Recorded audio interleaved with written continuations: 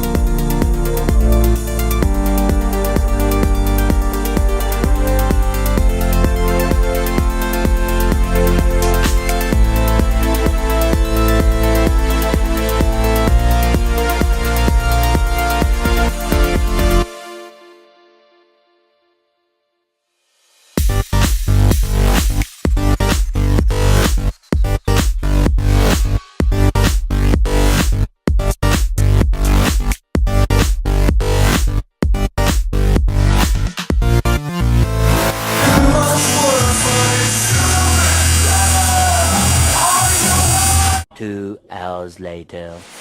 Alright guys, so what we have been doing this whole time is building a sump for the bottom of this fuel cell because it wasn't deep enough to fit my stock fuel pump assembly. The only thing I'm using that for is pretty much to hold the two Walbro 255s and to hold the fuel level gauge on it. But we got 90% of this TIG welded up.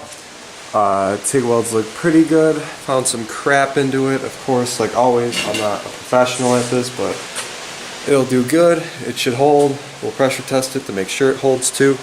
But we're gonna keep going. We gotta get this lid TIG welded onto it, and then we're gonna hole saw a big hole right here for the fuel pump to sit in there. So this will be a sump, and it will also be, because it need to be bigger to fit that factory fuel pump assembly or module or whatever you want to call it. So yeah, then we gotta weld the filler neck onto it. We have to build some straps. We have to build a top bracket for it so we can weld it into the back of the truck, because we are going to be putting this fuel cell in the back where the spare tire is supposed to be. So put that weight behind that axle just so we got more traction. Hopefully at the drag strip, we'll find out, instead of the gas tank being like right here, it'll be back there. So it should move some weight from in front of the axle to behind the axle for a better weight for the back tires to get traction. But I'm going to keep TIG welding the top piece on this guy and then drill that giant hole and then we'll have to start building the brackets for around it, but we're gonna get back to that. So today is the next day, and I got the bottom piece 90% TIG welded on.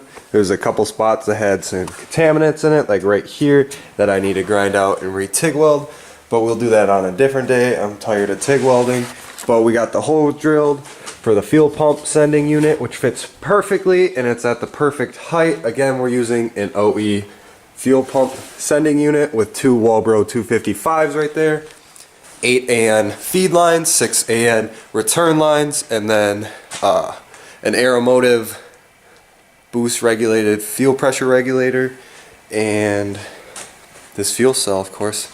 So the next part we're going to do is finish TIG welding up the bottom piece, and then we're going to fill it with water and actually air pressure test it to make sure it's not going to leak in the future.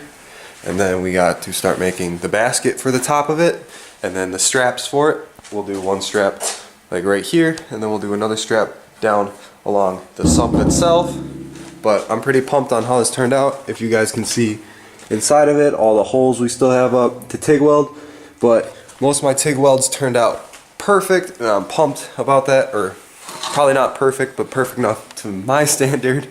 But yeah guys, we're gonna call that a video. Next one we'll start making that cage and maybe welding it into the back of the truck, and then we'll have to drop the factory fuel pump or fuel tank, drop that out, pull the factory fuel lines, fuel rail, and then we'll start running our own lines and doing all that good jazz and getting everything hooked up, and then truck retuned, and then we should be good for drag racing season. And then back onto the 5.9, which is chilling underneath a welding blanket. But again guys, thank you for watching. Comment, like, subscribe, and as always, keep it boosting. We'll see you guys next time.